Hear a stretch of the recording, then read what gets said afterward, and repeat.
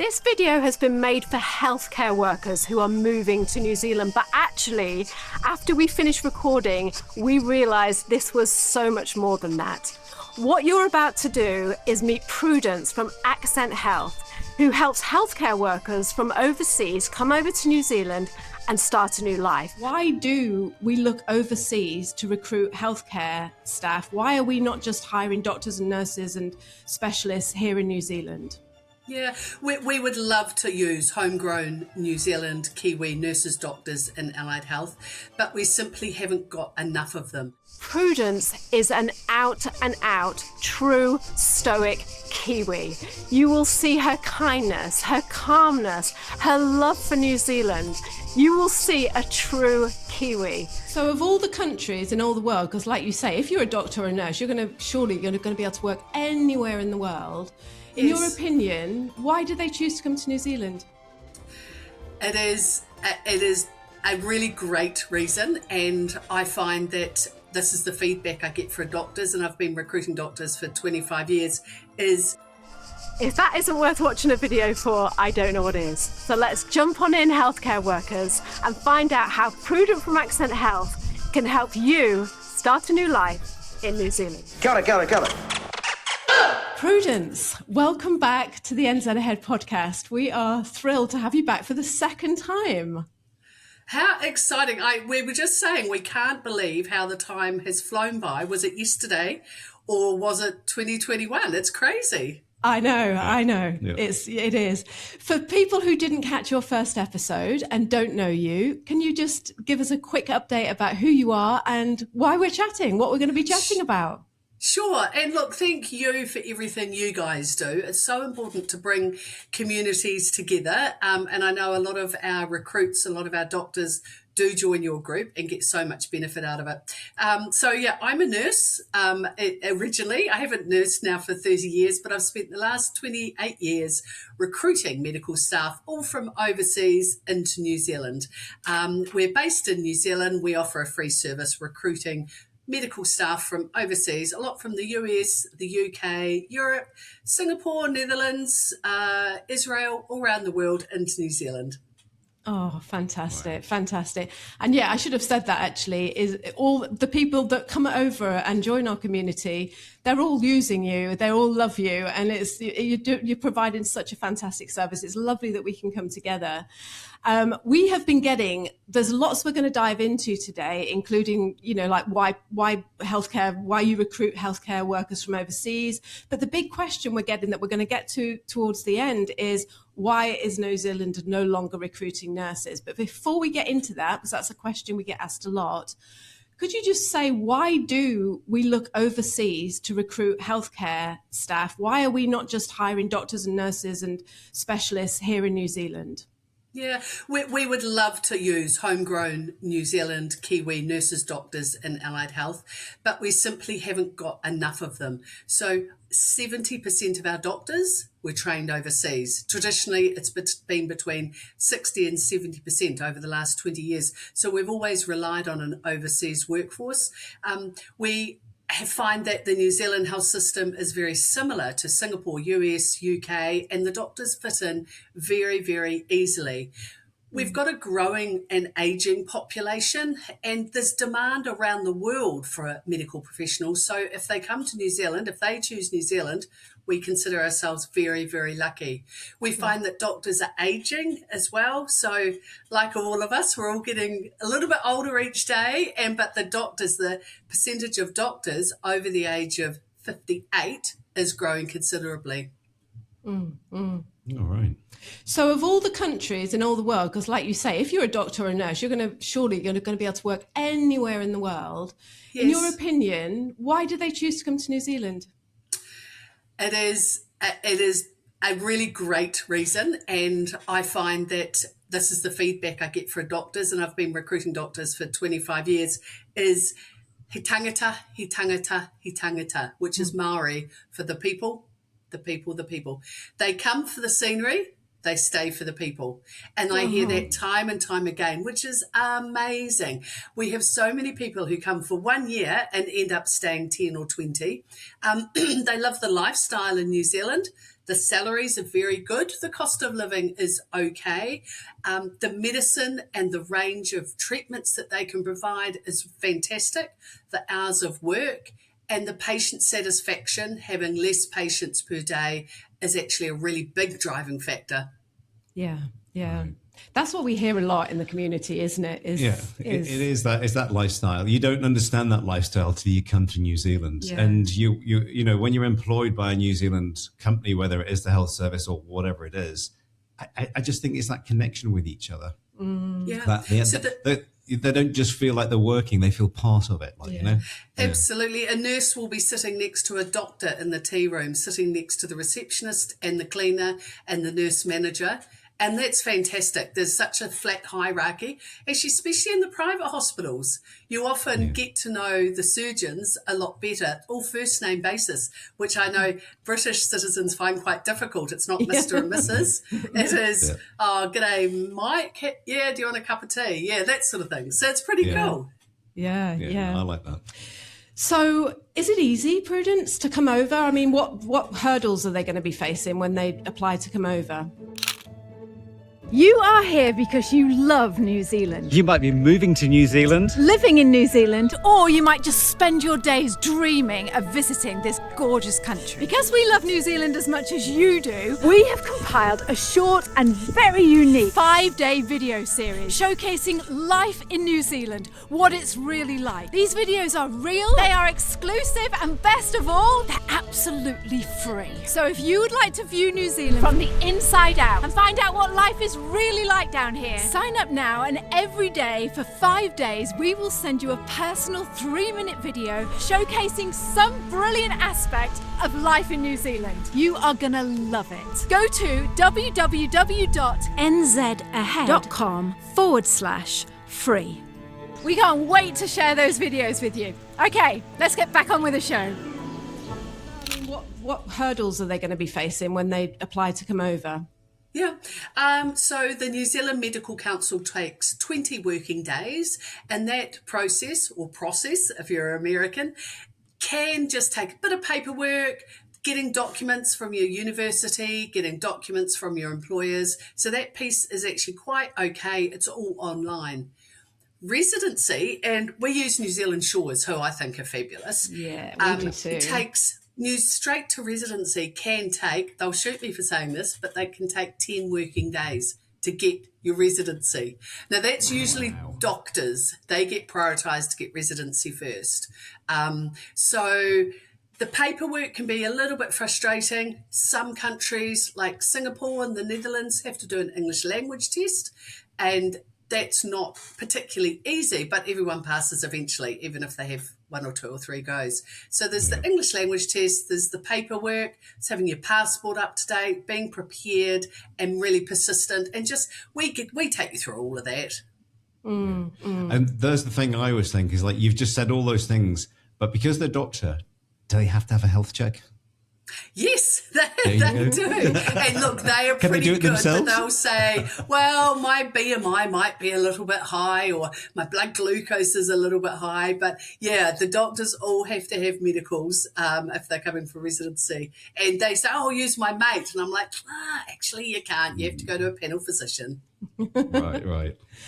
I want to talk about the healthcare system here in New Zealand, both private and public. But before we do that, let's just talk about the fact that New Zealand isn't recruiting nurses at the moment. Who are they recruiting, Prudence, and why aren't you recruiting nurses anymore? Yeah, so we're recruiting less nurses. We used to recruit about 10 a week, and now it's 2 or 3 a month. So being a nurse myself, I love working with nurses, but we're recruiting theatre and mental health nurses. So operating theatre and mental health, so adolescent, drug and alcohol, psych, any nurse within the mental health field. There's small positions, some positions available for intensive care, but about 3 years ago, they did a huge recruitment drive and they filled up all the spaces to excess. Plus, budgeting from the government meant that they couldn't open up more spaces. And we do have to give jobs to the Kiwis first. The New Zealand nurses get first dibs at the jobs, which is absolutely fair enough. And then we look at overseas nurses. But the skills that overseas nurses have are far superior to a lot of the local New Zealand nurses that have just graduated. You know, they're doing stuff that absolutely up at nurse practitioner status. So some nurses we are recruiting, but limited, but we're always happy to chat to people and give them some help along the way, even if we don't recruit them.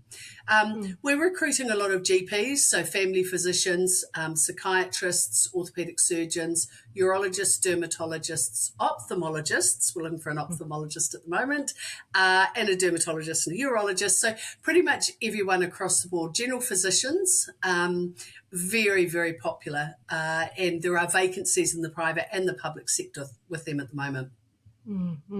What's an what did you just say? Ophthalmologist? What is that? Ophthalmologist is an eye surgeon who does cataract, retina, front and back eye. My last job was working as an eye nurse, so I've got a few clues, but I've certainly de-skilled in most of those areas. But ophthalmologist is something that we're looking for, and we need them in New Zealand because of diabetes in New Zealand and the impact of diabetes on eyesight. So there's always a backstory to who we need and where and why.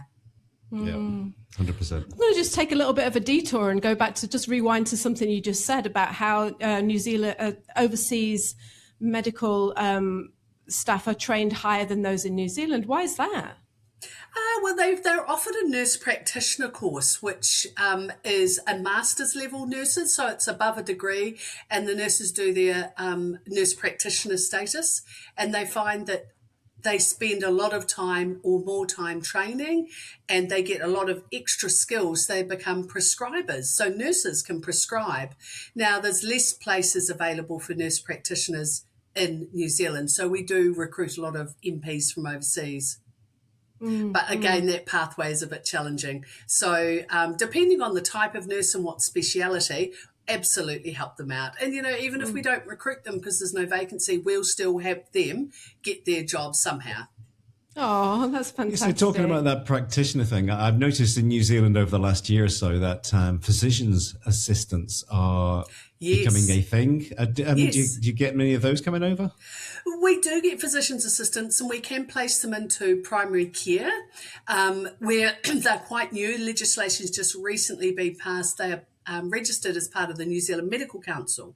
So the Medical Council look at the individual training of the PA or the physician assistant, and we can assist obviously with their employment, and it's usually in primary care. Very, very valuable occupation, and it's about time New Zealand got them organised. Yeah, I think we had one of the first ones in the community, wasn't it? Yeah. I'm going to be the trial one to do this for New Zealand. It was and such an interesting story. Yeah, it was fantastic. And she loves it. She absolutely loves it. I think she's over in Tauranga, isn't she? Yes, she is, yeah.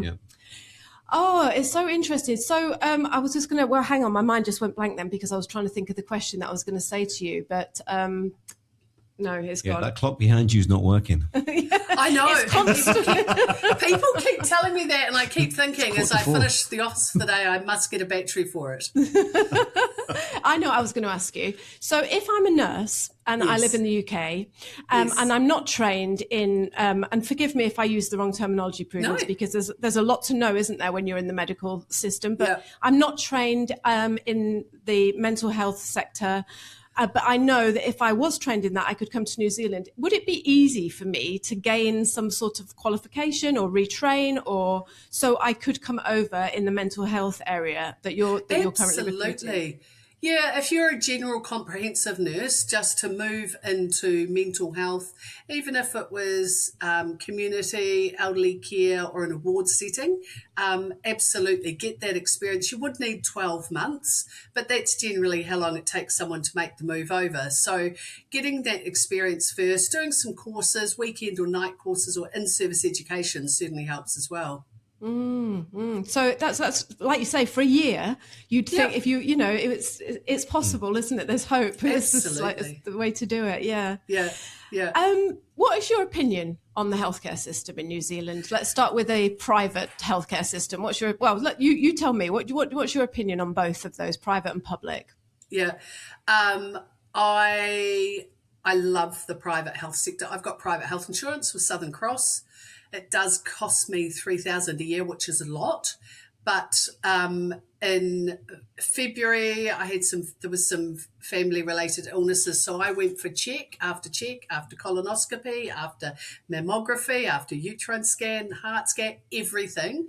Because I'm an ex-nurse and a hypochondriac, I just thought, I'll check everything. And boy, did I test the system. I had so many medical appointments and they were exceptional, absolutely excellent. One was through the public system and all the rest were private. So that was fabulous. I'm very, very pleased with our private health system. Our public health system, if there's an emergency, depending on the time of the day, and I wouldn't go a Sunday night or Monday morning or even Monday midday, would be a challenge. Our emergency departments and acute care is backed up over winter with the RSV and the respiratory virus and cardiac and asthma and sporting injuries. So our emergency department does need more support, and I think that does need more nursing staff, more medical staff, and logistics. That is tough. I was in the emergency with my mother 6 months ago. She was unwell and we were there for 18 hours and she's a nurse as well. So we actually had a laugh the whole time. For any nursing person or medical person, they will appreciate the fact that we were sitting outside the resus room and she was doing a commentary. She was a little bit unwell. Wow. She was doing a commentary on what was going on. But look, I think it's pretty good. I think it's got a step up from the NHS as far as waiting times, much better than the US as far as user pays, and I think it's on a par with Australia. I think, though, I'm fortunate, having been a nurse, I know who to talk to and when. I wanted a GP appointment tomorrow morning. I rang, I couldn't get one, so I rang at 3:00 this afternoon. And then I got an online GP appointment for tomorrow. I thought, well, this is going to be interesting. So it's an online GP appointment. They don't see me, but I've got a sore ear. And I thought, okay, that's going to be hard for them to look in my ear over video. But then the GP practice rang back half an hour later and said, we've had a cancellation. So to see the GP the next day, can't complain about that. So I test it out regularly. Yeah. And what about, because we were just talking about ear, nose and throat specialists. Are there many ear, nose and throats, or you have to wait a time, or is it okay? Is it pretty quick to see someone? So do you know the medical word for that? Anthropologist, isn't it, or something? Otolaryngologist. Oh, there you go. Always and I always go ENT. I think that was hormones, what I said. Yeah. It's endocrinologist, yeah. That's it. That's the word I was looking for. Being a medical recruiter, being a nurse first, believe me. ENT, there'd probably be a decent wait. I know based off which specialty is most in demand and how long it's going to be a waiting time. I know there's very few adolescent psychiatrists in New Zealand and there's a decent waiting time. But again, you go on a wait list, you're flexible, you look after your own health and ask for support with your general practice as well. Yeah. This isn't a push for Southern Cross, but I'm still really impressed by the fact that you're only paying 3,000. Is that New Zealand dollars or US? So that's 3,000 a year, and that's Southern Cross Health Insurance. And I have used them. I'm not going to list off the procedures, but anytime I see a lump or a bump, I'm straight to a specialist. And it's all paid for, cheap, which is really, Wait, I have a cousin in upstate New York, and he was paying $4,000 US a month for his family of 6. Yeah. Wow, that's crazy. US as well. Yeah. And I think our private health insurance, I believe it's very, very good. I also, and again, it's not a push for Southern Cross, but Southern Cross do a travel health insurance as well. So if someone's coming for a year, STCI, Southern Cross Travel Insurance, and it covers repatriation, luggage, travel, accommodation. So all the travel stuff, but it also covers health. That's really great. We should look into that. Yeah. I'm so glad that you said that, because being a nurse and you recruit healthcare workers, it's fantastic that you've got, I don't know, I always have this thing that we should be like loyal to our country and like support the public healthcare system and like, but I'm glad you said that, because it's kind of taken the pressure off me to now think, well, if I want private healthcare, I'm not going to, I'm not going to be embarrassed to say that I'm using it, kind of thing. Oh, absolutely. Liz, but that's until you have to go into a hospital and have a procedure, and the nurse standing at the end of the bed when you're half naked is someone you've recruited. Yes, or the anaesthetist for another patient walks past, they go, "Oh, hello, Prudence." So it's always funny. Yeah. That would be funny. Yeah. I said, "Oh, you will never see me naked." Oh, yes, you did. Too late. This could be a viral video, this now, go. Prudence. Have you got any pictures of Well, I Prudence? won't We can come put it up up with to any share. photos. Do you want some? No. So just walk us through, if I'm a nurse and I'm in America, or a doctor, and I'm one of the ones that you're recruiting, what happens? How do I do it? Where do I start? The process can take anywhere from 6 weeks to 6 months, depending on where you're at. If you have to sell a house, if you have to get divorced, if you have to wait for your children to finish college, all those sorts of things. So you contact us, we have a look at your resume, we say, yes, you're eligible. We do reference checks, we do document checks, and we present you for an interview. That process takes days to weeks. So we'll say, oh, Liz, you're a GP from California, you want to work in Wellington. When do you want to be here? You say, oh, well, I've sold my practice, I'm ready to come. Brilliant. We'll put you for an interview. You have an interview with an employer, or 2 interviews, or 3. And you say, yeah, I want to work with that one. I want to work 32 hours a week, pay my flights, arrange my accommodation, over to the medical council. So the medical council online takes about 20 working days, and that's a pretty easy process where you upload where you trained, what you've done. But like the immigration process, we like to hand over to NZ Shores. NZ Shores do the work visa, so it's an accredited employer work visa, or straight to residency. That takes about 10 working days, and the employer will have you starting within about 2 months of the interview. Some employers will wait 6 months for you to arrive, but we do like to think that you can get to New Zealand and start work, within a couple of months of the interview, but depending on your circumstance. So it sounds straightforward, and it actually kind of is.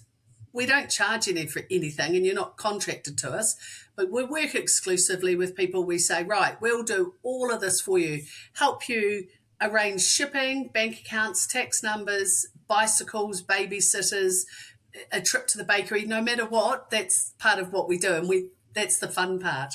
And think like as the Kiwi Flies, I heard their podcast recently. That is fantastic. That's what we want in every city. And that's what we want to be able to do to help people. So we network with them, the right people as well. Yeah. And is there a hot spot in New Zealand at the moment for healthcare, or is it pretty general all over? It used to be small rural cities, but now it's everywhere. So Auckland, Wellington, Christchurch, Dunedin, Tauranga, so the major cities, and also the Hawke's Bays, the Taranakis, the Blenheims, the Invercargills, pretty much everywhere in New Zealand. So this is sign language for New Zealand. I don't know if it's one of those 2 sign languages, is that and that. And I love that one. And I often talk about that one as that's the Wellington, obviously, Whangarei, Taranaki, Christchurch. So pretty much all of New Zealand is in demand as far as all the New Zealand medical specialties. Yeah. 2 questions for you. You just said pay your flights. I remember when we interviewed you, this is going back just after COVID, and they were paying like for flights and accommodation and things like that. Are they still is the medical council still doing that, or? Yes, for GPs and doctors, yes. For nurses, not so much. Although I've just recruited an anaesthetic technician for Dunedin, or Otipoti in Māori. I always love listening to that on the news, Otipoti, Dunedin. And they've put forward $12,000 for flights and accommodation, which is amazing. Yes, But That's expect stepping up the nothing. business class nearly. Well, yeah, expect nothing but plan for everything, or plan for nothing, expect everything. Yeah. And my second question, because I am that nurse now in California, by the way. I've sold my practice. I've got a whole different life, Brian. I'm a nurse in California now. You're a GP. I am, yeah. Yes. Is it as easy as it sounds, Prudence? Because you've just made it sound really, really straightforward. Is it as easy as that? Well, I guess because I've been doing it 25 years, the process is quite straightforward, and it's becoming more and more streamlined with technology. So the uploading of the Medical Council application is very straightforward. Identifying yourself, passport, obviously your resume, getting an interview. We know all the GP vacancies, and we've got 380 vacancies in New Zealand at the moment that we're looking to fill for a GP or a family medicine physician. Or urgent care and emergency as well. So we'll put you forward, but we'll know what kind of practice would best suit you, whether it's a large family practice or a part of a multi-polyclinic like the White Cross or Tamaki Health. So we'll find out the right practice for you. And we'll get you medical counsel. Sorry. No, that's it. We just broke, I think, for a second there. And do many people stay in that same job for a long time, or are they there for 18 months and then move on and move around? Or yeah, people come for a year and stay for 10 quite often. Probably 70% of people come for 1 year and extend their locum to be permanent, which is absolutely brilliant. I love that. Very few people move around. If their husband or wife has got a job somewhere else, they might move around. But it depends on the individual, really. Right. Yeah. Do you know what? I'm excited. I've already got citizenship in New Zealand, but you're making me feel really excited. Oh my God, I can be in New Zealand. Yes. Good. We want you to come and be in New Zealand. Yeah, we need you. Good. Do you know, I can't think of anyone better.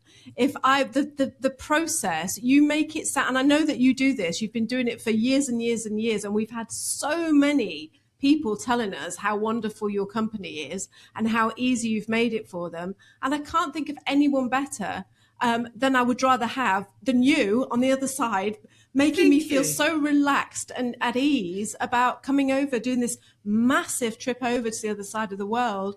You really are making it I just feel calm when I talk to you. I feel like you've got everything under control.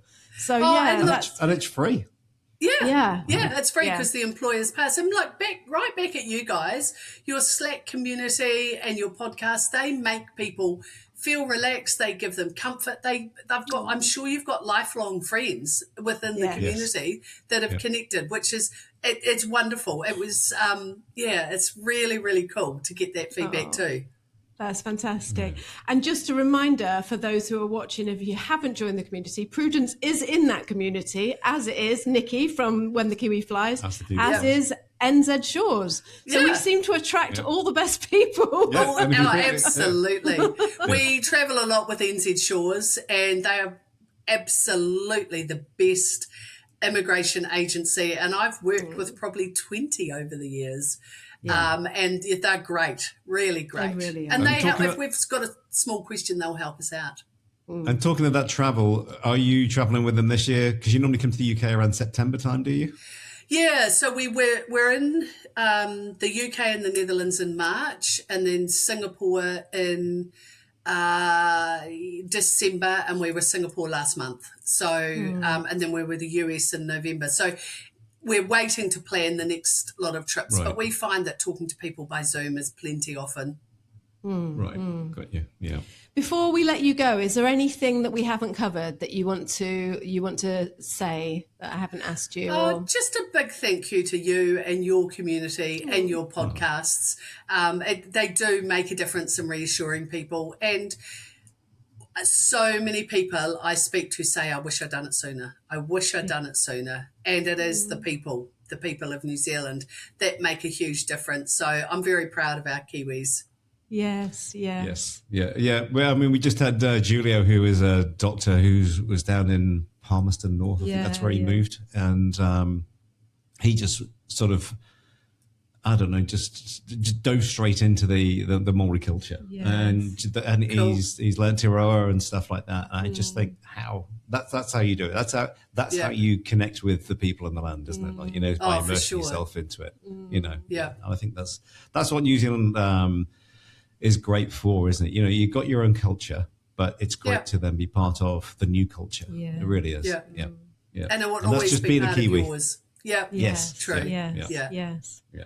Oh, Prudence, thank you so much. Thank you for everything that you do. Thank you for coming onto the podcast and sharing all your lovely wisdom and your energy and your knowledge, and for helping New Zealand find the fantastic healthcare workers that they've got. Thank you for doing that. It's an amazing service. It really is. Thank you. You're so welcome. I appreciate your feedback. And I look forward to hearing more of your podcasts every 2 weeks. And before we let you go, where can people find you? Obviously, I'll put the link in the description, but if you could just say it, that would be great. So we're at accent.net.nz. And if you Google Accent Health Recruitment, you'll find us. Fantastic. Awesome. Until next time, let's not leave it another 3 years, hey? No, ka kite. Yeah, Okay. Yes. Okay, bye, darling. See you Bye. soon. Bye. Bye now. Of all the people we've ever had on this podcast, we have never had a guest that has talked about a spiritual awakening, about how they moved to New Zealand and were awakened creatively, how the Māori people, the Māori culture pulled right into their soul and made them feel alive. It's one of the greatest gifts, I think, that Aotearoa had to give to the world. We have this great privilege of living with indigenous culture that it is flourishing, it's being kept alive, the language is alive, the culture is alive. I come from a family. My grandmothers, they were native Brazilians, but this is not something that you talk in your everyday life, because the indigenous cultures of Brazil, they were decimated hundreds of years ago. We don't learn the language. We don't even know the hundreds of languages that we had there. And coming here and getting in touch with this helped me realize that there was something that I could reach out to. This week's episode is a real special one. It is with a guest called Julio. Julio is from Brazil originally, but he moved from London with his Polish wife. He is now living in Palmerston North, and his story is absolutely glorious. So let's jump on in and meet Julio.